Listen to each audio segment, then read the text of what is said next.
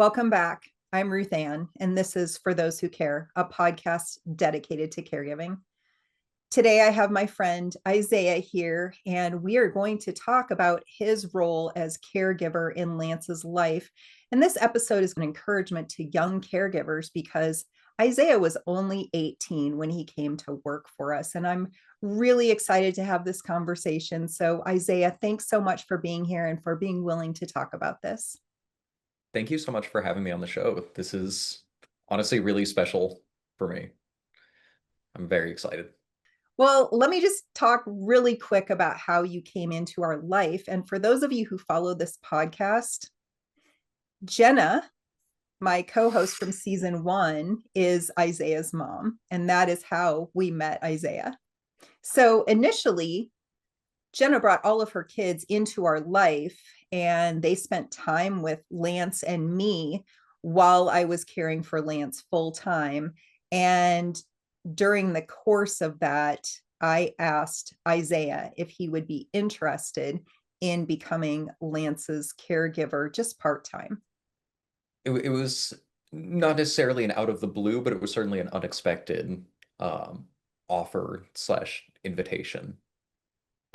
And really kind of an extended opportunity, I guess is how I'd phrase it.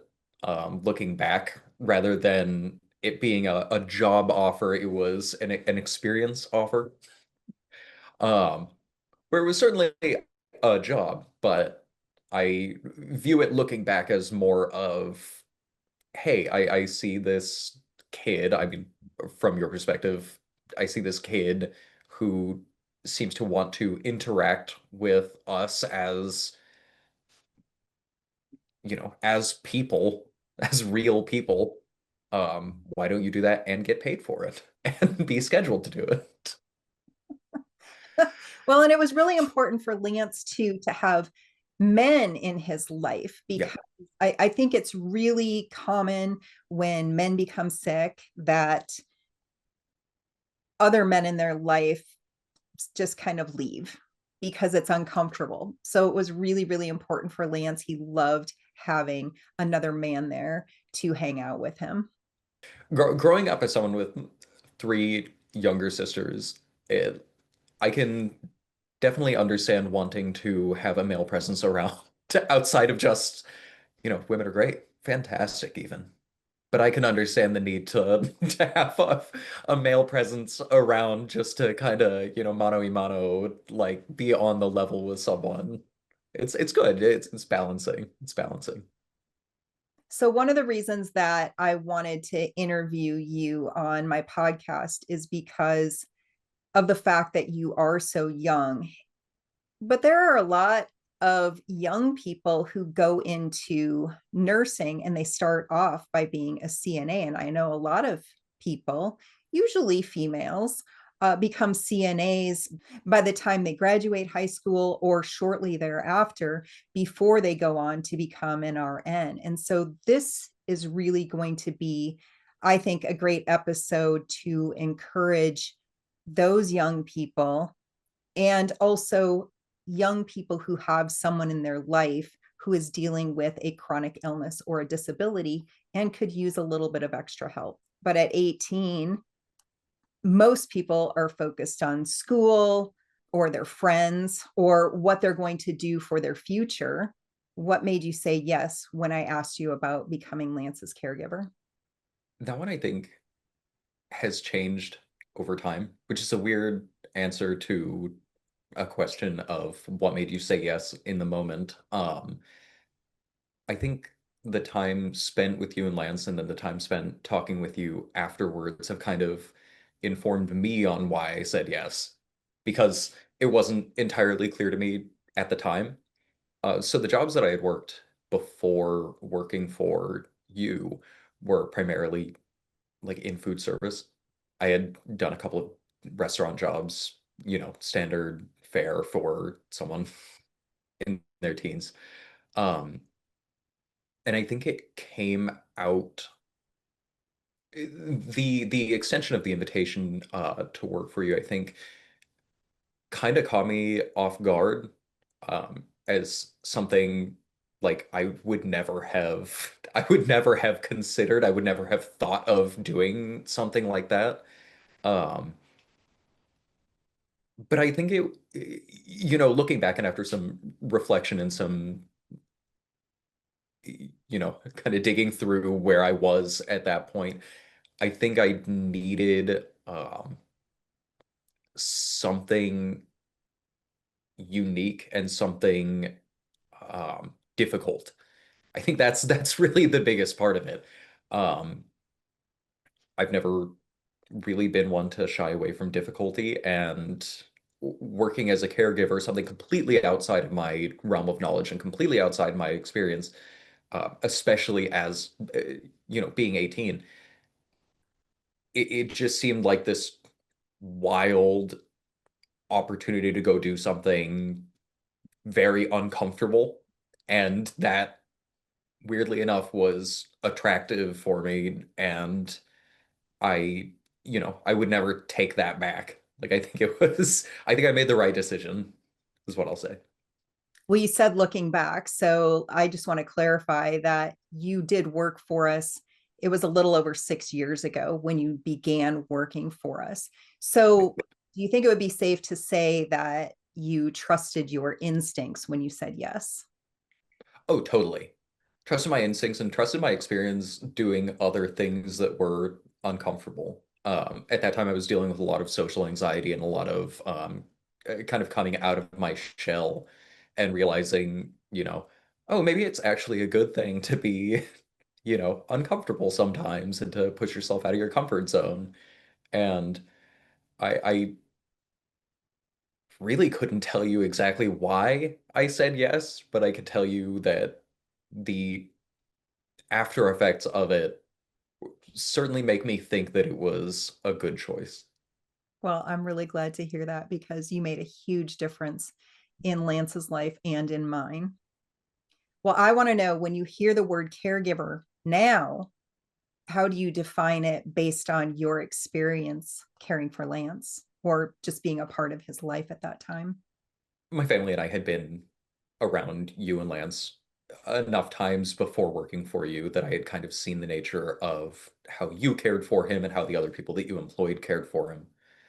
Um, I think at 18, I didn't really understand what caregiving was. I've never had anyone in my personal life who required full-time caregiving, that I interacted with or I saw other people interact with.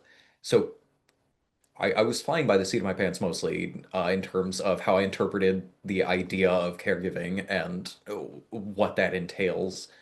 Um, so I think I saw it a lot more as, kind of the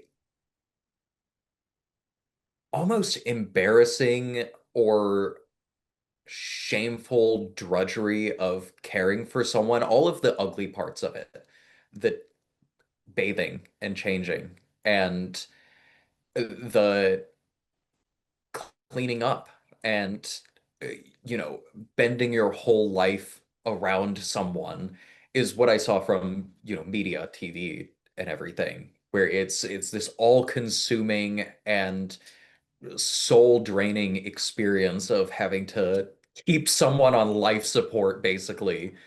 And in my head, with no other point of reference, the preconceived notion was that it's this like arduous, like Sisyphean task of caring for someone.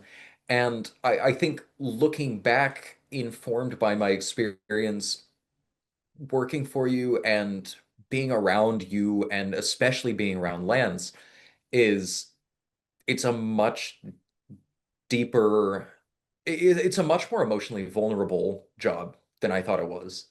It's not just the emotional vulnerability of dealing with doing things that maybe other people would find distasteful, like the hygiene part of caregiving. People go, oh, I could never do that. It's not necessarily the emotional vulnerability of those tasks. It's you are caring for a real human life who is entirely dependent on you, and you don't see clips of them. You don't see glimpses of them. You see all of the good and the bad. And I think now looking back, thinking about caregiving, I all of the aspects of it that I thought were so difficult and distasteful are almost the minor aspects of it compared to the emotional challenge of reconciling the fact that someone you are caring for needs your care. Um, so I think I have a much deeper appreciation for the endeavor than I did at or when I was starting with you guys. Well, a lot of what you did was companion care with Lance. I really tried to keep some of those other tasks that you were talking about, which is exactly what people think when you ask. When I would ask people if they wanted to be Lance's caregiver, they're thinking, I don't want to help bathe him. I don't want to help do any of that kind of stuff. And that wasn't what I meant. Most of the time, it was companion care and doing things around the house that he could no longer do for himself. And your role in his life was hanging out with him, going on day trips with us. I mean, there were times that because I needed somebody with me at all times. When I took him somewhere, I couldn't leave him alone. So if I needed to spend a few minutes talking to somebody, so, say that we were at a doctor's appointment and I needed to talk to somebody in the pharmacy afterwards, I needed somebody there with Lance because I'd turn around and he would be gone. Or we went shopping to get him some shoes one day, I remember. And I always tried to make those outings fun. And so you got to participate in some of those fun things. We also would go out to the lake and watch all the birds migrate, just things like that. But those are all really important parts of life, and it's being present in the moment. And I invited our caregivers in to be a part of our life in that way. Part of that, though, was that Lance and I were so isolated because of his medical condition, and he was an extrovert. He really needed to be around people. So I needed to have a variety of people in and out of the house to kind of feed that part of his life for him. I thought about a lot of this as I was kind of reflecting on my experience, coming up to this episode. And there were a couple of outings that I remember really stuck out. And one of them was the first trip that we made to the VA, where I had never been in a VA before because none of my family was military, at least in insofar as they would need to go to the VA, and I would need to be present there. So I had no expectations going in. I had seldom even been in hospitals before, so it was it was very interesting going in there with him and seeing both of you navigate it like it was your own home and walk in and you go, okay, we're going to this hallway, we're going to this door, we know exactly where Lance needs to go, and it, seeing the reality of how much time you guys had to spend there. And you knew so many of the doctors and nurses by name that I was like, she must be very popular here. Which popular and infamous perhaps are not quite the same thing. But it was really eye-opening for sure because I had no preconceived notions. And I think the second big one is I had worked for a while with you guys repairing the yard to put in flower beds, and I remember you telling me over and over again how much Lance loved being able to look out there and see something, see some beauty where he lives. And I remember we went to, I think it was a Home Depot or a Lowe's or something, and we went out to the garden section and looked for flowers, and we had Lance there, and he was picking out which flowers would look good in the flower beds. And it's such a small, seemingly inconsequential moment, but it was so impactful seeing you take Lance to have ownership over something, and to say, like, we're going to do the difficult thing. I'm going to take you somewhere. I'm gonna drive, and I'm gonna drive down to a busy Home Depot, and we're gonna, you know, get you settled in, and we're gonna wheel you out to the garden section, and we're going to go do this together because I want you to have ownership of this thing that you love. And that was so impactful for me. Like, I don't think it feels weird saying a trip to the Home Depot garden section was like impactful, but I thought about it for so long afterwards, just thinking like this was real. Like, it was a real, tangible thing that you took Lance to do that meant something deeply. And it was just flowers.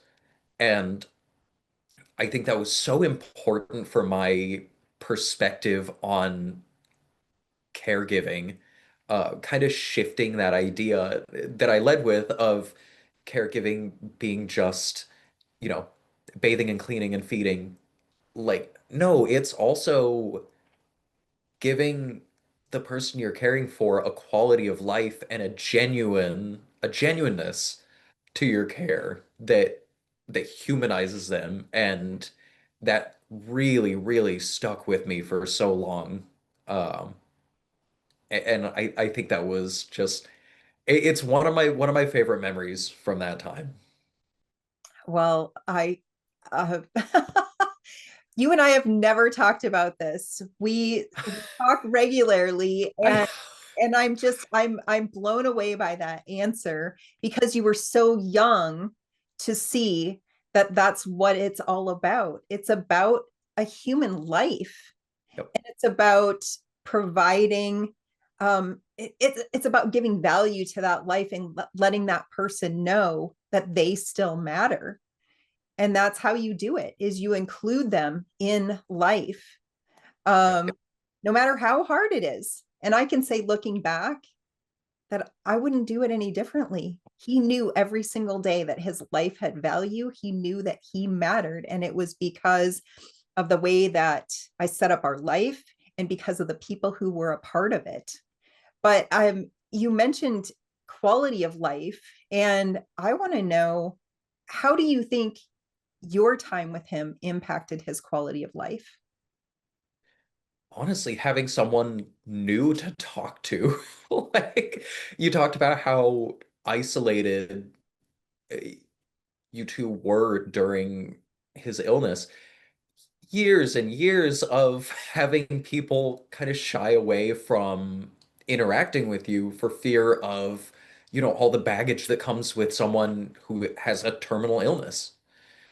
Um, and I think just some of my favorite times were just sitting on the couch next to Lance and just hearing the same story 3 or 4 times and being like, I love this. This is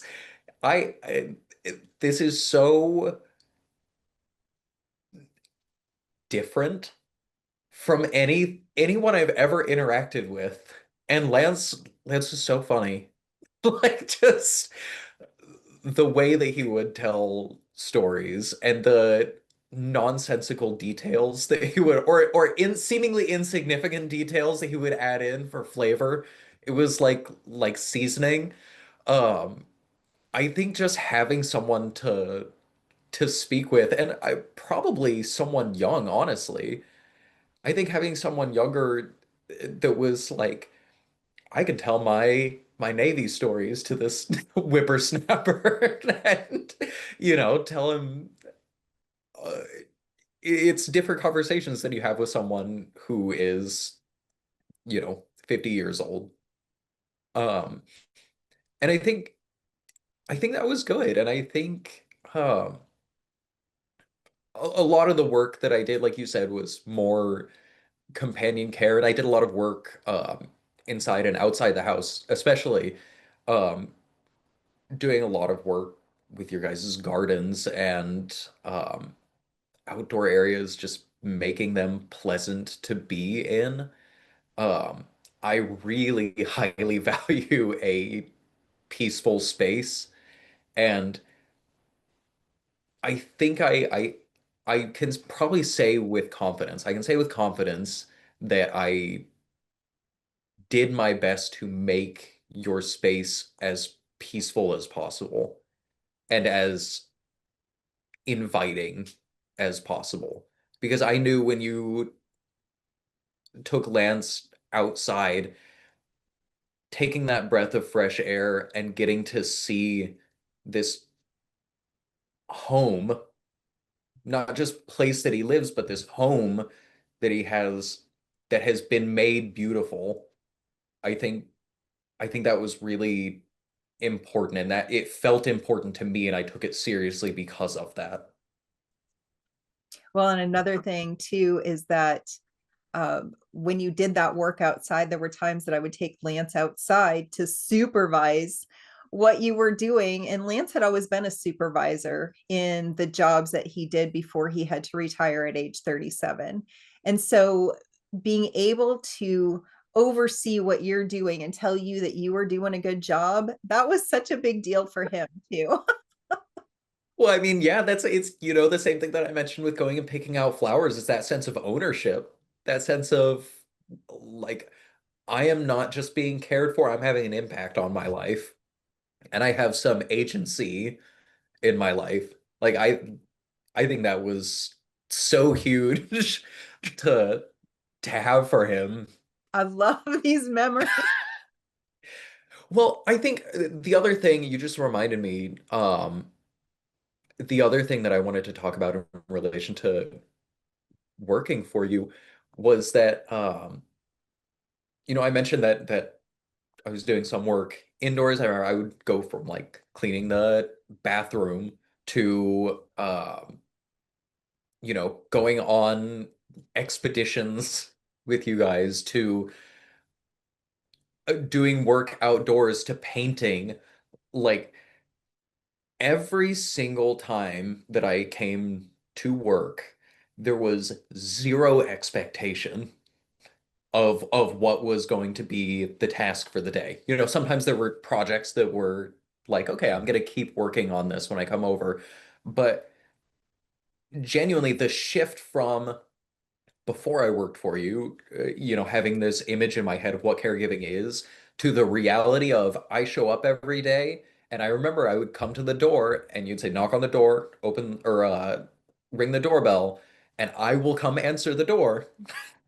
I will come answer the door for you, and then you are, come on in.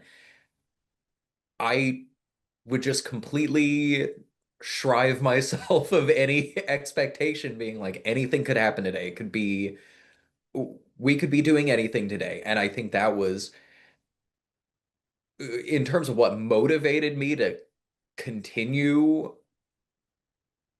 working for you, like that was a huge part of it. It was a grab bag every single day. And I think in terms of the kind of overarching theme of this episode, you know, speaking to maybe someone who's listening who's a young caregiver, or just caregivers in general, framing what you do as every day being a new experience softens you so much to all of the chaos that can happen while caregiving. Like unexpected things come up all the time. And that's like the nature of Lance's illness was such that sometimes things would happen where you didn't expect that he needs to go to the VA. You didn't expect that he needs to have um, his meals changed. It- you have to be flexible, but that's kind of the that's kind of the best part of it, at least from a caregiver perspective. You won't be bored. You won't be bored. There's always something new happening. There's always some new wrinkle in what's going on. And I think instead of fighting that, I think accepting and working with that and being excited for what the new thing is going to be, good or bad, I think brings a lot of um depth and meaning to the job. So, what kind of advice would you offer to someone, a young person especially, who thinks caregiving isn't for me because I don't want to do medical tasks or bathing or whatever it is? What kind of advice or encouragement could you give to them? And also, how can people just support family caregivers with through their presence or through their encouragement or just companionship? I think, when you say like being scared of bathing or medical tasks, I think the best advice that I would give in regards to that is it's always worse in your head. And once you're doing it, it's just another thing you're doing. And it's few things are as bad as your brain makes you think they are going to be. And you may find out that it actually carries a lot of impact for you being able to provide this necessary service for someone. Like, put yourself in the shoes of someone who requires caregiving. You don't want to have to be bathed. Like, that's uh, the loss of autonomy in that is so deeply impactful for the person who requires it that doing it for them with dignity and with respect and a level of mutual understanding is so rewarding and humbling that maybe it grosses you out or you just don't want to deal with that. I would say until you do it, you will never know what it's like until you've walked a mile in those shoes. um and I'd say, man, just go for it. It's not going to kill you. It's not going to kill you, and it may turn out that it changes something for you. um But on the second part of your question, relating to how people can be friends and family and, even acquaintances of people who are caregivers or a family of people who need care, I think there's a lie that we often tell ourselves that is, I'm too busy for this. And it's a really convenient way to get out of sharing yourself with someone. And close to what I said about the humility that's offered with offering someone care that they don't want to have to ask for, I think there's some humility to be gained in sacrificing some of your energy and your time for someone who needs it. Again, I hate, going back to the same thing over and over again, but you saying that you and Lance were so isolated, that's because it's so hard to find people who will offer and really truly sacrifice part of their time to engage and to be there for you, to be like present emotionally. It's hard. Like, I will never tell people that it's not hard being part of that, but that's the point, is it's hard. Um, and I think if you are friends with someone or someone who is a full-time caregiver or someone who has family who needs caregiving, reach out to them. It You may have a 30-minute phone call with them, and it'll be 30 minutes out of your day, but that person will think about that for far longer than 30 minutes. It is the unequal impact that it has from you sharing part of your time that you could have dedicated to something else with someone is so much more impactful than you could think. Um, and I think that would be my biggest advice is just reach out and give a little bit, because that little bit goes so far towards keeping someone sane. You know, I saw caregiver Ruth Ann. Caregiver Ruth Ann needed a 30-minute phone call sometimes. Once in a while, maybe.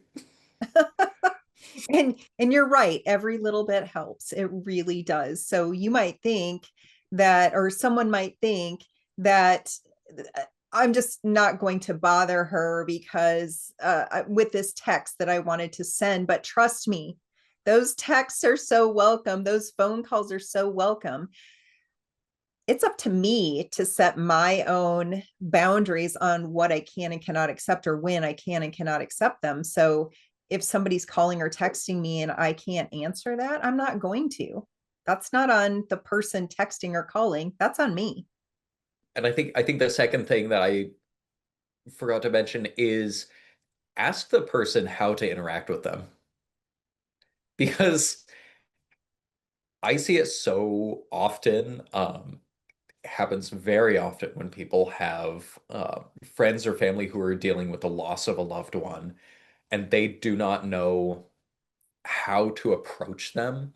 Is it okay to mention this person? Is it okay to ask how you're doing? Is it okay to, do I need to just pretend like nothing's wrong?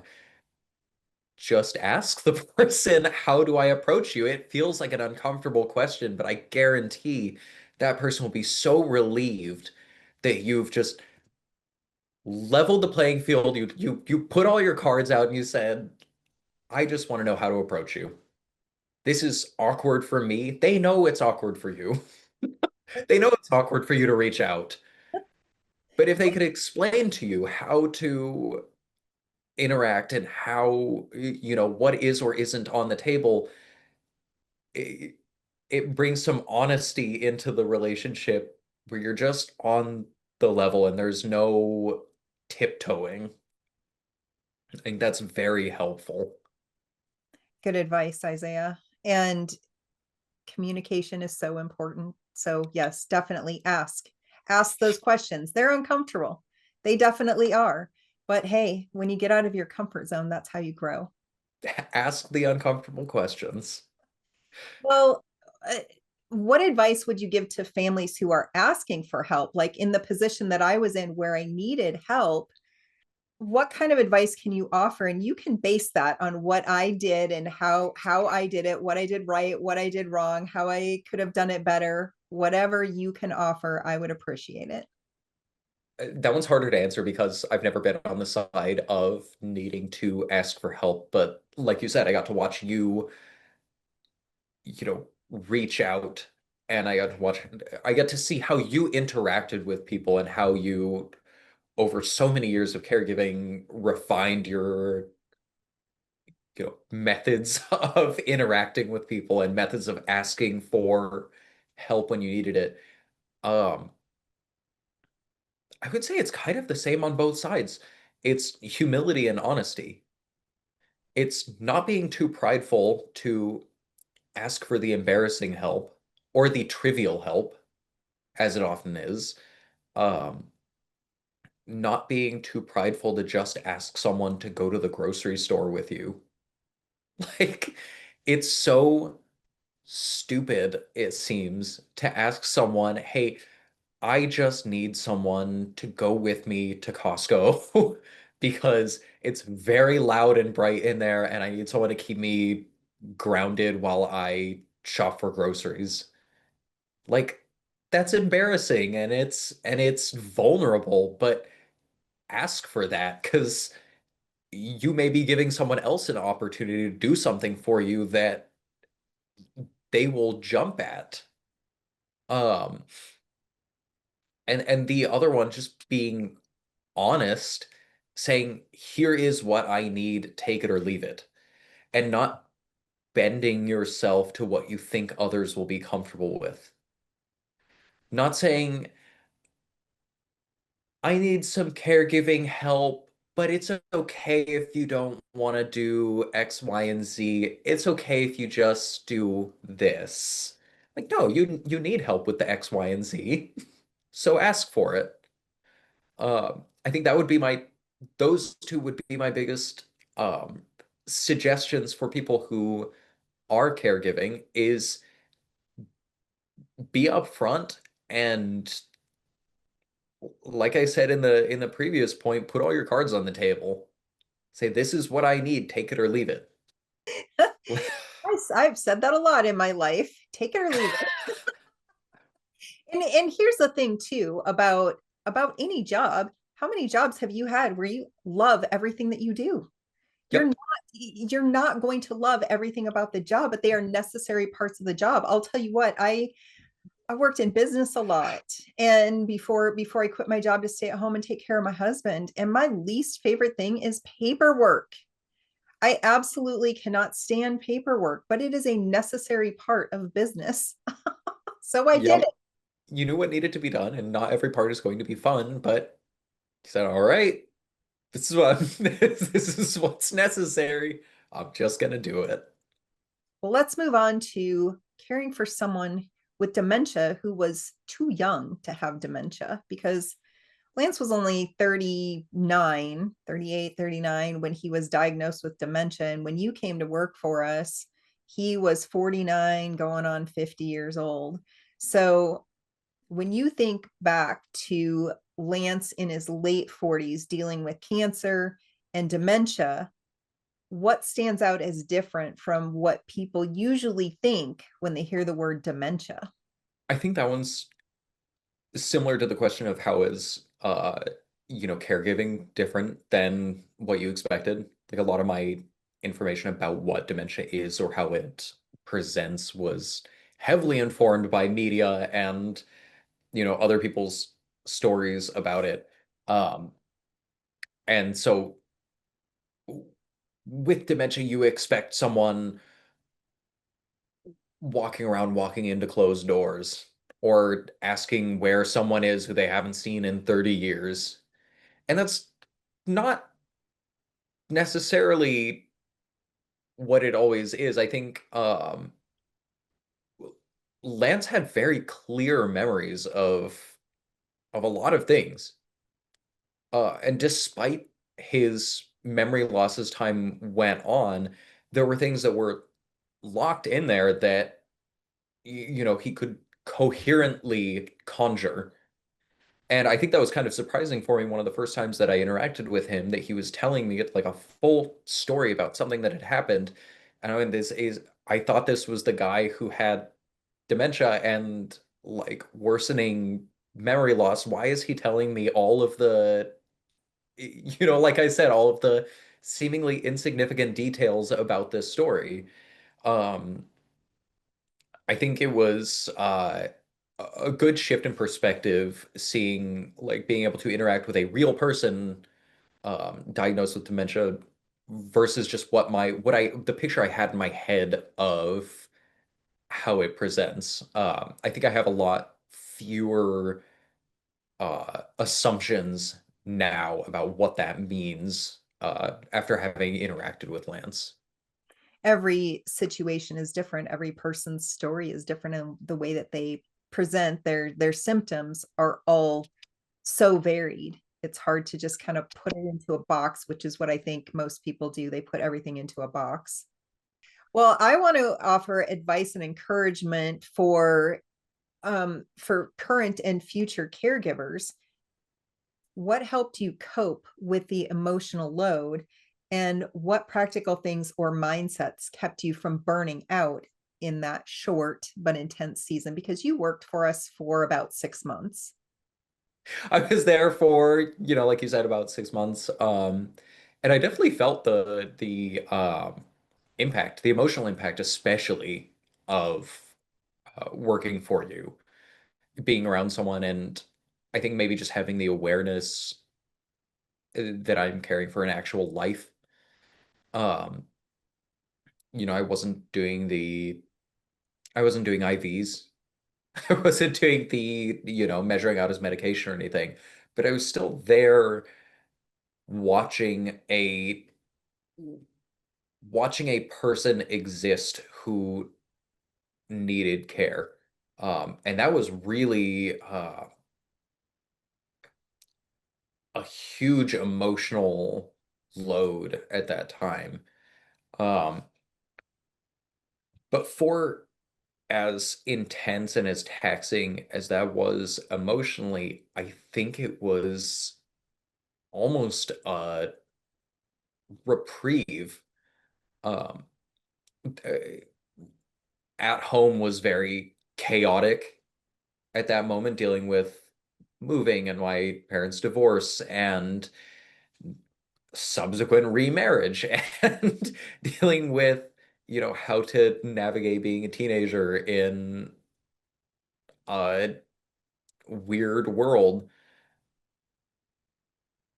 I think the what helped me the most with the emotional taxation of it is just the humility, learning humility through that experience and watching you scramble every day. From my perspective, at least, scramble. I'm sure you had everything cataloged in your mind and everything planned out minute by minute, um, for your daily routine. But watching how intense every day was for you and watching you not have the option to wake up and say, "Oh, I'm not feeling good today. I'm not going to do this today." Like that, seeing that you didn't have that option made it so that whenever I was burnt out and tired, I would go, "Oh shit. I'm I'm working part-time for this person." Really shielded from a lot of the more um taxing aspects of the job, like taking the humility pill of I can do this. It's okay. I Maybe I'm tired, but I can do this because I'm watching Ruth Ann and all of the other caregivers that you had hired. And I'm watching them do this full time. Like I can do this. It's okay. That helped me step outside of myself a little bit and say, yes, this is hard, but I am capable. Um, I think that was huge for dealing with the burnout or the emotional load. I think you were very open with how much work you put into it. I think that was a huge help. But what do you mean with open by how much work I put into it? Oh, you didn't hide the notebooks and notebooks of notes that you had and reminders and everything and how much was going on in your brain at any given moment. You made it very clear how much you had going on in your brain and in your life all the time. And that painted a clear picture for me to see, oh, this is real. This is this is her reality every second of every day. Um, so like advice to caregiver or advice to people who are hiring caregivers, be open with your caregivers saying, "Hey, this is my load. I'm hiring you to do these tasks, but I'm not just sitting here watching and managing. I am in the trenches with you every single day, planning and uh, making decisions." Like people underestimate how much or how taxing it is to make decisions. I'm making decisions every day and I am planning and communicating and managing, like, share that with your caregivers because they need to know what it's like after they go home for the night. Mm. They And need the, to know that you don't go home for the night. yeah, that was 24/7, 365 for me. By the time Lance died, I hadn't had a day off in 7 years. So you get to go home for the weekends. You worked maybe 20 hours a week. Yeah. And the rest of that time was yours to do whatever Yeah. wanted with it, you know. For me, it was that was my life. Caring for Lance was my life. And I didn't leave those things out intentionally just to show people that this is that these are the things that I'm dealing with. Those things had to be there, otherwise I would forget. But you So, didn't hide it. right, I didn't hide it. I couldn't hide it though. I mean, it needed to be out there because that was my life. I ran everything out of my living space in my house. So I was right there in the center of the house with everything that was going on. Yeah. What do you wish families knew about how to support and include younger caregivers who want to work for you? I think being aware of what the world that younger people are growing up in is like. Um, I think you can lose track of as a caregiver or as a family of someone who needs care. I think you can kind of lose track of the rest of the world because you're so inundated day in, day out with the care that this person needs. I think you can kind of become deaf to the rest of the world revolving. Um, and I think taking a moment in your day to just acknowledge that the rest of the world is still turning, kind of ground yourself, I think helps a lot. Your world is entirely the person that you're caring for, but the person, I think especially younger caregivers, giving them, even if it's just a brief moment of, hey, I see you and I see that you're coming from a world outside of my world. While you're here, you are working in my world, but I see that you are coming from an outside world. I think that goes so far in uh, not feeling alienated by your own job for young people. Um, just even a momentary acknowledgement, I think, is so important. How would you say to acknowledge that? Because as you're saying this, I'm thinking back to that time in my life and I am really having a hard time because like you said, my world stood still. My world had gotten so small that it was all about being at home, caring for Lance, going to medical appointments, going to the gym, and going to counseling, just running the necessary errands, doing those necessary things. I didn't see people living their lives anymore. It So I'm still, even 5 years after his death, I'm having a hard time wrapping my mind around that. Well, you would ask me when I came over, and at the time I thought it was maybe silly, but I can see the intent behind it now. You would ask me sometimes very bluntly in the Ruth Ann way, "Are you doing okay? Are you okay?"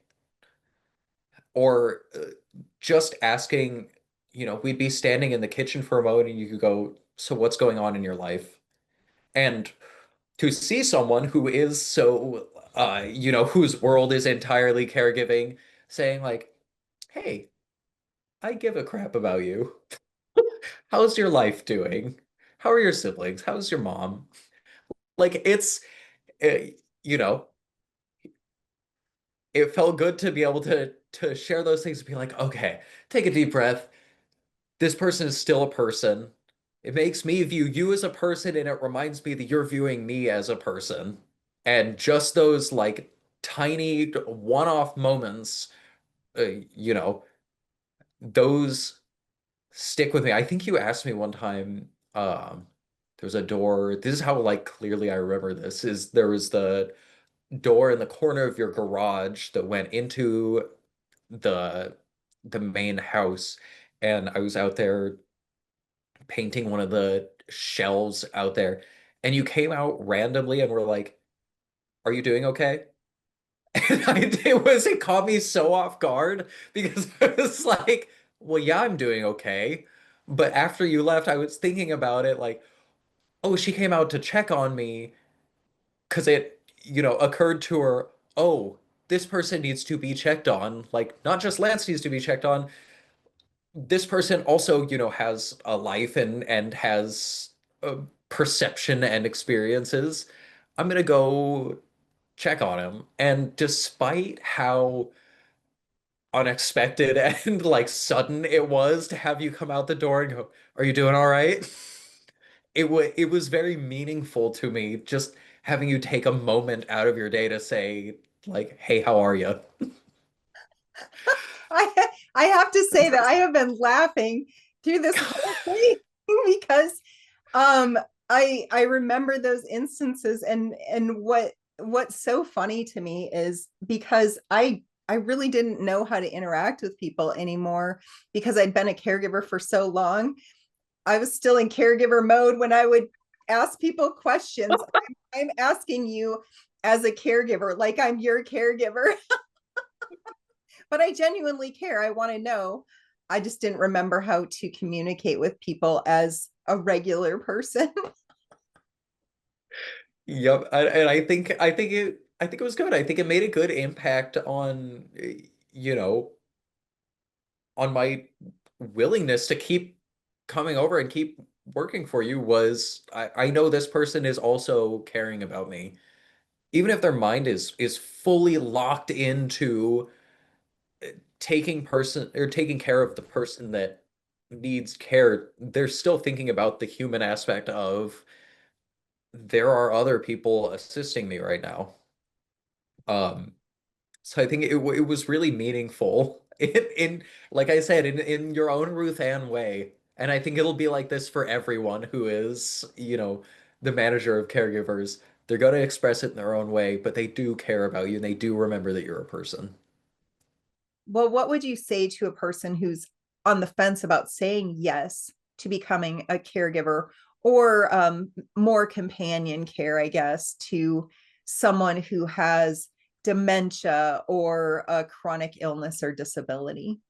I think I would say the exact same thing I said before, in terms of coming to work. Just have no expectations.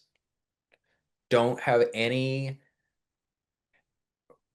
image in your head of what things are going to be like because chances are you'll be wrong every single day if you expect what your day is going to be like. Open yourself to honestly the ride of uh, something new is going to happen every day, and that will propel you forward in terms of your motivation like nothing else will. That would be my biggest advice. And if you think you aren't ready, you are, because that means you know yourself enough. If you think I'm not ready for this and I just don't know if I could possibly deliver the kind and type of care that someone would need, if you are already thinking about those things, you are ready, because that means you know yourself and you are listening to yourself. And that is the biggest thing that I could say matters in caregiving. So, Know what you can or can't do, but don't limit yourself to that because you will surprise yourself. well, I think that's great advice, Isaiah. Thank you so much for being here today and offering your perspective.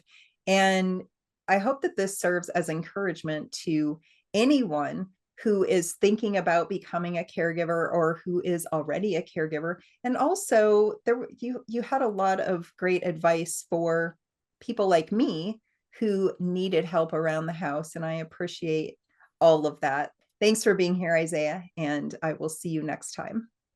Thank you so much for having me. I can't wait for our next episode together. Well, the video continued as Isaiah and I finished up our conversation. So I'm just going to throw a little bit of that in here because I really love reminiscing with people. about that time, I don't think most people know the impact they have when they spend time with caregivers and people who are dealing with chronic illness or disability. And Isaiah was one of those people who had such a big impact on us. I want to share a little bit of this conversation that we had with you. And I did ask Isaiah for permission to do this. So here goes. It, I was really excited to talk about the memory of going to pick out flowers with you guys because I didn't realize how much it had impacted me until I was thinking about it again, reading these yeah, questions. I was like, holy crap, I remember that so vividly, and I remember like what thoughts were going through my head during it. Like I didn't realize how impactful that was.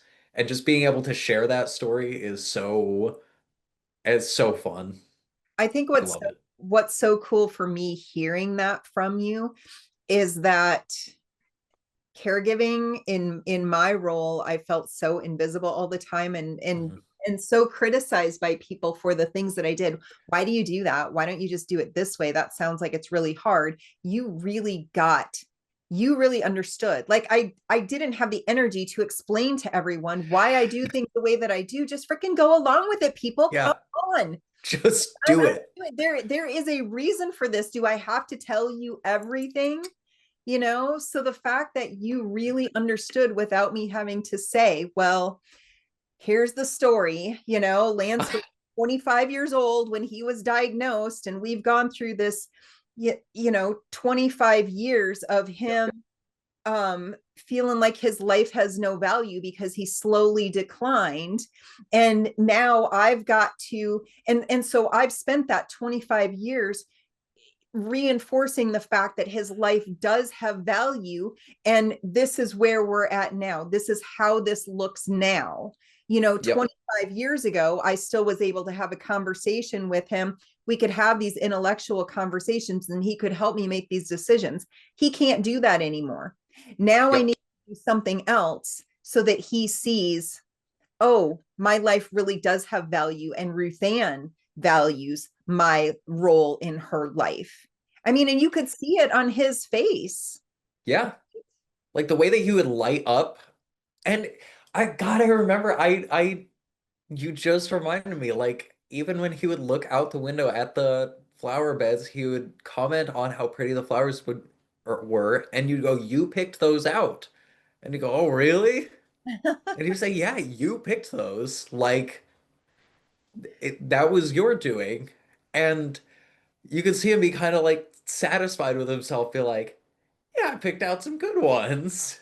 And it was so cool to see him just be pleased with himself and say, okay, maybe I don't remember picking those out, but I still got it. Like I still picked out some damn good ones. And that was such a like tiny infinitesimal portion of your day, but it was like obviously had an impact on him and made his life like worth living as like as intense as that sounds. Like those are the little things that added up. Well, and I've said before when I've talked in other episodes about he had really bad short-term memory Yeah. loss. And even if he didn't remember something after a few minutes, he was always left with a feeling of whatever Yep. it was. And I wanted to leave him with good feelings. And so that was my job every single day. I didn't do it perfectly. I'm still human, and I lost my temper with him. I was sharp with him. Yep. I didn't always feel well. I had bad days too, but my goal when I got up every day was to make it the best day for him that it could be, so that when we ended our day, he felt good. Yep. Yep. Even if he didn't remember anything that happened that day, he still felt like, okay, it was a good day. Mhm. Like I feel something in me is saying like things are all right. I think that's huge. Uh, well, And thank you for being a part of that, Isaiah. thank you. Thank you for like inviting me into your life to do that. I know that's not easy, but like just reiterating, thank you so much for giving me that opportunity. Like, sincerely, so sincerely. Thank you. Thanks so much for listening. And be sure you hit that subscribe button so you're notified when the next episode is available. I'll see you next time.